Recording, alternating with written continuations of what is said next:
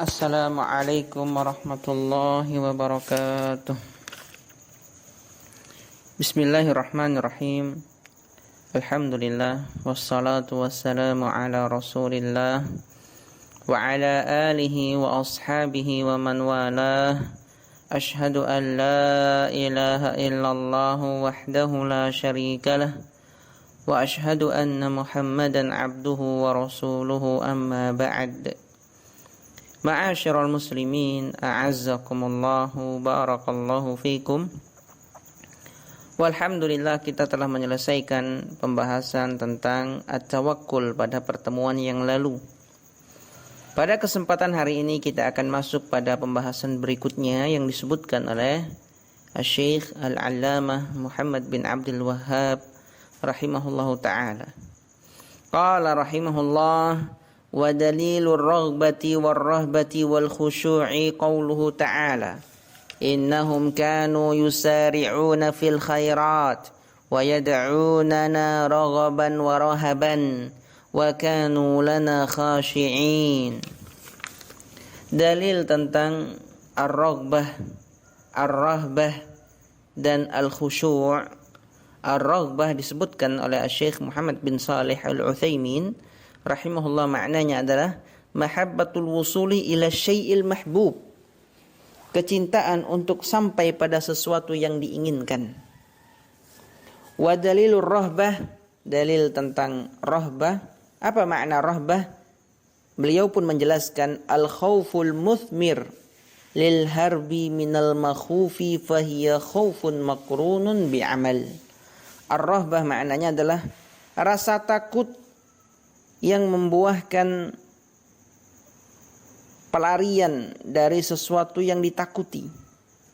Maka ar-rahbah ini bukan hanya sekedar takut, tapi rasa takut yang diiringi dengan amalan. Dia takut kemudian lari. Ini maknanya rahbah. Kalau takut biasa saja, seseorang biasanya di tempat takut tidak lari. Ada yang seperti itu, misal seperti anak-anak takut dilihat oleh orang yang dia takuti di depannya, takut, nangis, hanya nangis. Tetapi lafaz rahbah ini takut yang membuahkan hasil pelarian dari sesuatu yang dia takuti. Fahiya khaufun makrunun bi'amal. Ar-rahbah ini rasa takut yang diiringi dengan amalan. Amalannya apa? Lari.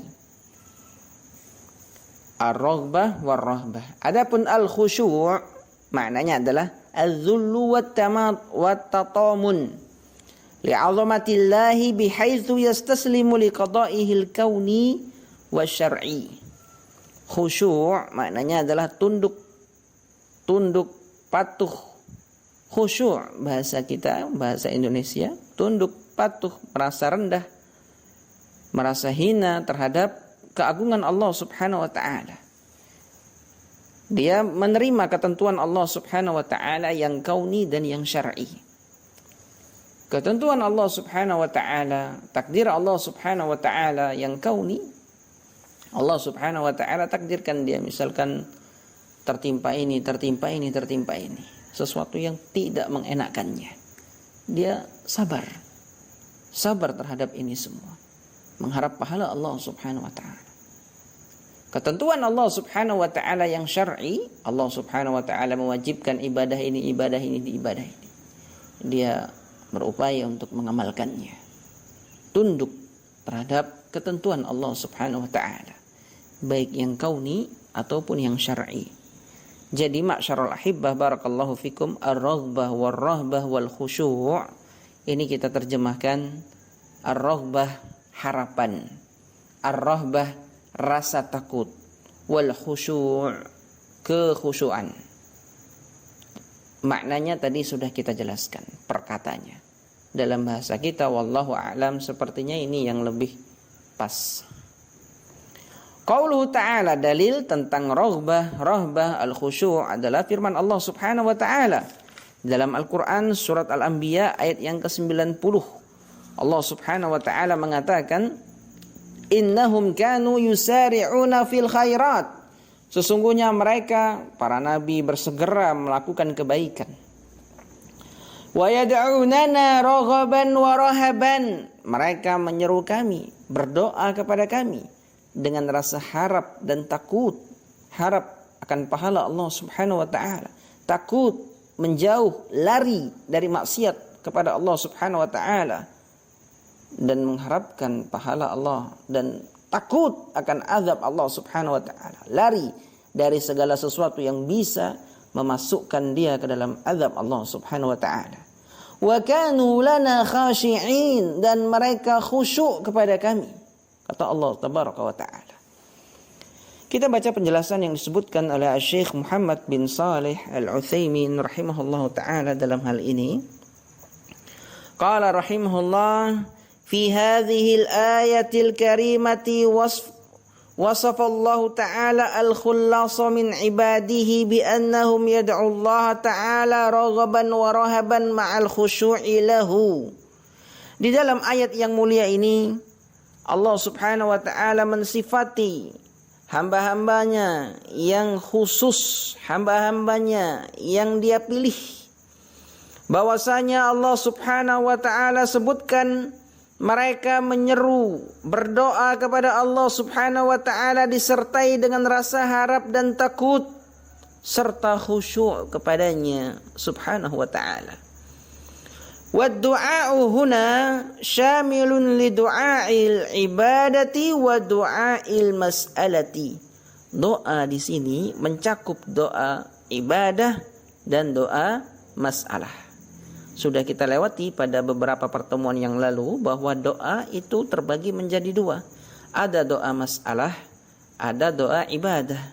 Doa masalah itu hajatul insan, seseorang berhajat, memohon kepada Allah Subhanahu wa ta'ala, mengangkat tangannya, memohon kepada Allah tabaraka wa ta'ala dari kebutuhan-kebutuhannya, baik dengan dia berdoa sendiri mengangkat tangan atau dalam sujudnya dia memohon kepada Allah Subhanahu wa ta'ala terhadap hajatnya, dari hajat kebutuhannya.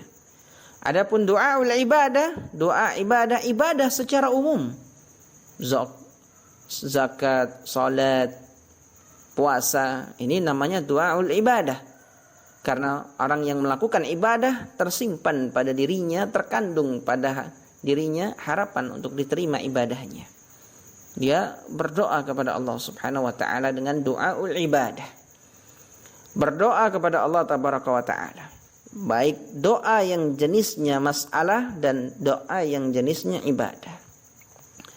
Fahum yad'una Allah raghbatan fima indahu. Mereka berdoa kepada Allah, berharap pada apa-apa yang ada di sisinya.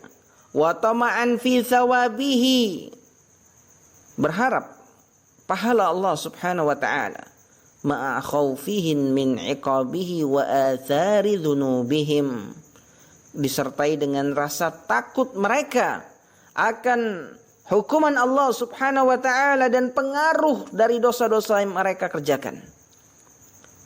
Dosa-dosa itu akan memberikan pengaruh pada diri seseorang. Nah, mereka takut kepada Allah Subhanahu wa ta'ala atas hal ini. Wal mu'min, seorang mukmin yang bagi semestinya an yas'a ila Allah ta'ala, untuk berusaha menuju Allah Subhanahu wa ta'ala, beribadah kepada Allah Subhanahu wa ta'ala, bainal khaufi war raja, disertai dengan rasa takut dan harap. Wa yughlabur raja'u fi janibit ta'ati liyanshata 'alaiha wa yu'ammila qabulaha, dan hendaknya dia lebihkan harapan ketika dia melakukan ketaatan kepada Allah Subhanahu wa ta'ala. Rasa harapnya hendaklah dia dominasi, hendaklah dia lebihkan pada dirinya. Rasa harapnya hendaklah dia kedepankan ketika dia melakukan ketaatan kepada Allah Subhanahu wa ta'ala, agar dia bersemangat melakukannya dan optimis akan diterimanya amalan tersebut. Wa yughlabul khaufu idza hamma bil ma'siyati, dan hendaknya dia lebihkan rasa takutnya, dia kedepankan rasa takutnya tatkala dia bertekad, berkeinginan untuk melakukan kemaksiatan. Liyahraba minha, agar dia bisa lari rasa takut yang iringi dengan amalan. Ini makna rahbah. Dia lari dari kemaksiatan tersebut, wa yanju min iqabihi, dan agar dia bisa selamat dari hukuman Allah Subhanahu wa taala. Wa qala ba'dul ulama, sebagian ulama mengatakan, yughlabu janibur raja fi halil marad wa janibul khauf fi halis sihhati. Hendaknya seseorang itu melebihkan rasa harapnya tatkala dia sedang sakit, dan melebihkan rasa takutnya tatkala dia sedang sehat. Kenapa yang demikian ini? Mereka menjelaskan, li'annal marida munkasirun dha'ifun nafsi, karena orang yang sakit itu biasanya patah hati, jiwanya lemah. Asa an yakuna qad iqtaraba ajaluhu, bahkan dia kadang berpikiran bisa jadi ajalnya sudah dekat. Fayamut, kemudian setelah itu dia meninggal. Maka hendaknya dia berharap dari dalam hal ini, melebihkan rasa harapnya daripada rasa takutnya. Wa huwa yuhsinudz dzan billahi azza wa jalla, yang demikian ini membuat seseorang berbaik sangka kepada Allah azza wa jalla. Wa fi halis sihhah, dan dalam keadaan sehat, yakunu nasyitan muammilan, hendaknya seseorang nasyid, bersemangat, muammilan, optimis, tulal baqa, untuk senantiasa melakukannya, selalu terus-menerus melakukannya. Fayahmiluhu dzalika 'alal 'ashar wal batar, maka yang demikian itu bisa menyebabkan dia melakukan kejelekan lagi sombong. Fayughlabu janibul khauf, maka hendaknya dalam kesempatan yang seperti ini lebih dikedepankan, didahulukan rasa takutnya, liyaslama min dzalik, agar dia bisa selamat dari yang demikian itu. Jadi sebagian ulama mengatakan ketika sehat hendaknya rasa takutnya diperbanyak, ketika sakit rasa harapnya diperbanyak. Wakila, dan sebagian ulama juga mengatakan, yakunu raja'uhu wa khaufuhu wahidan sawaan, hendaknya rasa takut dan harapnya itu sama, setara, jangan ada yang dilebihkan. Kenapa? Li'alla yahmilahu ar-raja' 'alal amni min makrillah wal khauf 'alal ya'si min rahmatillah, agar rasa harap itu tidak membawa dia untuk merasa aman dari makar Allah Subhanahu wa taala, dan rasa takut itu tidak membuat dia berputus asa dari rahmat Allah Subhanahu wa taala. Wa kilahuma qabih, dua perbuatan itu adalah jelek. Merasa aman dari makar Allah Subhanahu wa taala, merasa aman dari azab Allah Subhanahu wa taala. Allah Subhanahu wa taala tidak menganjurkan kita, tidak memerintahkan kita untuk yang demikian itu. Bahkan Allah Subhanahu wa taala katakan di dalam Al-Qur'an tentang penduduk kampung, afa amina ahlul qura, apakah mereka merasa aman ayyatiyahum, datang kepada mereka ba'suna, azab kami, dalam keadaan mereka sedang tidur, dalam keadaan mereka sedang bermain-main. Jangan seseorang merasa aman. Hendaknya dia takut kepada Allah Subhanahu wa taala, takut akan azab Allah Subhanahu wa taala. Demikian pula tidak boleh seseorang terlalu berharap kepada Allah Subhanahu wa taala sehingga dia merasa aman dari makar Allah. Nah, ini yang pertama tadi. Demikian pula tidak boleh seseorang terlalu takut kepada Allah Subhanahu wa taala dengan takut yang melampaui batas syariat, kita katakan. Yang demikian ini membuat dia untuk putus asa dari rahmat Allah Subhanahu wa taala. Merasa tidak akan diampuni dosanya, merasa dosanya sangat besar. Sudah, Allah Subhanahu wa taala tidak akan mengampuni dosa-dosaku lagi, untuk apa aku bertaubat? Dosaku sudah sangat banyak. Padahal Allah Subhanahu wa taala Ghafurur Rahim, Maha Pengampun lagi Maha Penyayang. Maka sebagian ulama mengatakan hendaknya ar-raja wal khauf sama. Jangan ada yang dilebihkan. Jangan melebihkan roja, jangan sampai keterlaluan berharap sehingga dia merasa aman dari hukuman Allah Subhanahu wa taala, merasa aman dari maksiat yang dia lakukan. Jangan pula dia selalu takut dengan takut yang berlebihan, karena yang demikian ini bisa membawa dia untuk berputus asa dari rahmat Allah Subhanahu wa taala, kilahuma qabih, muhlikun li sahibihi, jelek dan membinasakan pelakunya. Inilah penjelasan dari Asy-Syaikh Ibnu Utsaimin tentang al-khauf war-raja dan al-khusyu'. Kita cukupkan sampai di sini, mudah-mudahan bermanfaat untuk kita semua.